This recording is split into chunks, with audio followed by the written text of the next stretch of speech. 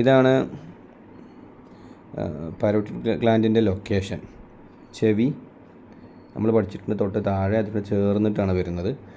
2 ചെവിയുടെയും ഭാഗം അല്ലേ ഇങ്ങനെ പോയിൻ്റ് ചെയ്തിട്ടുണ്ട്. ഞാൻ കൈവണി തിരിച്ച് പിടിക്കാം. ഈ ഭാഗം, ആ ഭാഗങ്ങളിൽ ഇഞ്ചി സ്ലൈസ് ചെയ്ത് വെക്കുകയാണ് വേണ്ടത്. കുറച്ച് കയറി നിന്നതുകൊണ്ടൊന്നും യാതൊരു ബുദ്ധിമുട്ട് വരാനില്ല. ഇഞ്ചി സ്ലൈസ് ചെയ്തതിൻ്റെ പീസ് ആ ഭാഗത്ത് വെക്കണം. തൊട്ട് താഴെ തൊണ്ടയുടെ ഭാഗത്തേക്ക് അതിൻ്റെ നീരിറങ്ങിയിട്ടുണ്ടെങ്കിൽ 10 ഡോട്ടുകൾ ഞാനിവിടെ ഇട്ടിട്ടുണ്ട്. 5 വീതം 2 ലൈനിലായിട്ട്. സെൻറ്റർ ഭാഗം മനസ്സിലാവാൻ വേണ്ടി ബ്ലാക്ക് കളർ കൊടുത്തു എന്നേ ഉള്ളൂ. അപ്പോൾ ഈ തൊണ്ടയിലേക്ക് ഈ ഭാഗത്തേക്ക് അവർ നീരിറങ്ങി വന്നിട്ടുണ്ടെങ്കിൽ ഇവിടെ വെക്കേണ്ടത് 10 കുരുമുളകാണ് ഈ പോയിൻ്റ് ചെയ്ത ഭാഗങ്ങളിൽ.